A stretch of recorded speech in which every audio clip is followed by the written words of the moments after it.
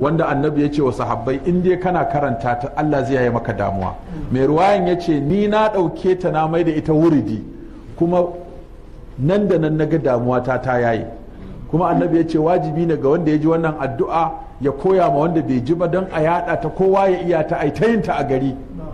Allahumma inni abduka wabnu abdika wabnu amatika nasiyati biyadika madin fiya hukumuka عدل في قضاؤك أسألك بكل اسم هو لك سميت به نفسك أو أنزلته في كتابك أو علمته أحدا من خلقك أن تجعل القرآن ربيع قلبي ونور صدري وجلاء حزني وذهاب همي سيتي إلا أذهب الله همه.